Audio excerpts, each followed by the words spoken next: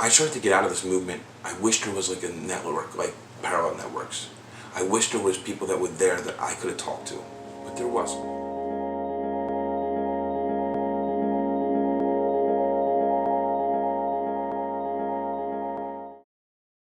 Hi, my name is Frank Meeink.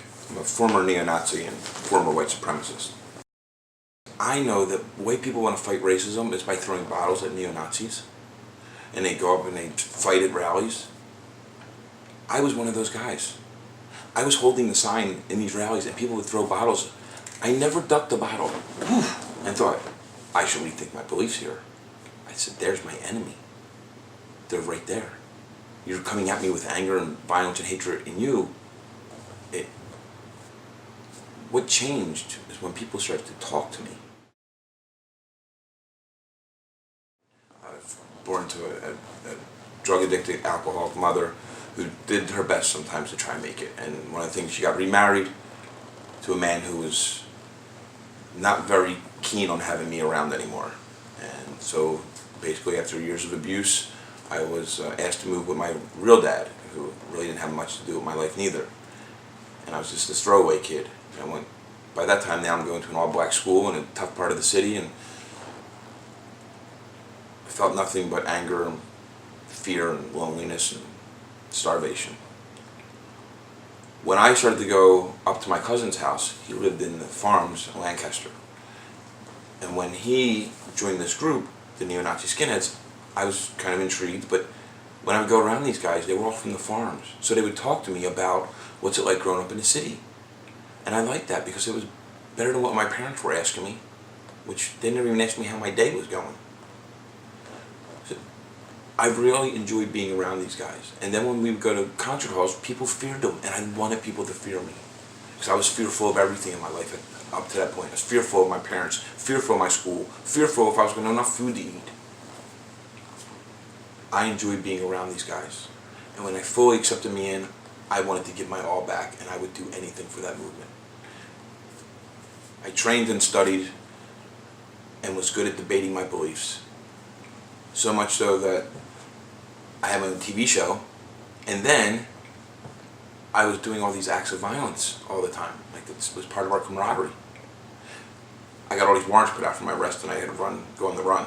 And I wound up being in Springfield, Illinois, and I got arrested for a kidnapping case. And I received 3 years in prison, and I was 17 and they charged me as an adult. I was in the same prison with John Wayne Gacy at one time, and I'm 17. So one of the things I figured out in there was I wanted to run and play, and I started playing sports and joined the football team. It was all black kids and they didn't want me to play, but they let me play, and I was good. But I noticed they became my friends even more than my Aryans because I had more in common with them. They were city kids. When I get released from prison, but before I get released, there was something. My daughter was born while I was in there, while I was in prison. And the only two people, the first two people I told in my whole life, in the whole planet Earth, the first two people I told were two black teammates that I had my kid, because they knew enough about me that I could say to them, hey, I had my kid. When I get released, there's things that aren't really meshing with what my beliefs were, but I still thought that's what my job was, to be a neo-Nazi. It's my calling. But my beliefs were not matching up with what my values were. And the last thing I had was this hatred was for Jews, and a Jewish man gives me a job with I have a big swastika on my neck. He hires me, and I work at an antique show. He taught me all about the business, and he taught me all about life. And he was a great man. Still is a great man. I know that my job on this planet is to be a good human being. It's to be considerate and kind and practice humility. And humility is what I've been able to teach other people sometimes, just by showing them, for example, that everyone can have something in common. I can have empathy with someone who, if they lost their son and I lost my son, I will have empathy for them, and I will feel for them. It doesn't matter what color or skin they are. Because I have to go back and know that at one time in my life, I believe because of the color of my skin, I was superior and better than other people. How do you do interventions on people? Is first I get on their level. I'm not superior to them because they're still involved with this, and I don't talk down to them. I will ask them what's going on in their life, because that's what other people aren't doing.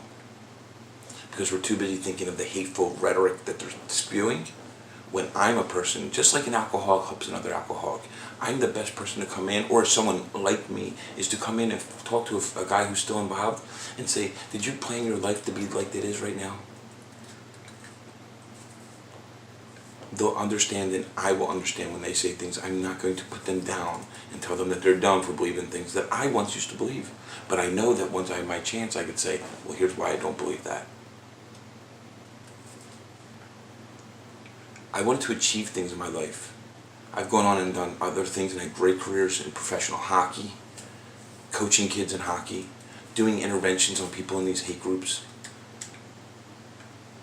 I know that if I put the next right foot in front of the other one and do the next right thing, I can have a happy life and a great, unbelievably great karma score. I'm so grateful for groups like Parallel Networks that are really taking an active role in not criminalizing everybody, but reaching out to try to help.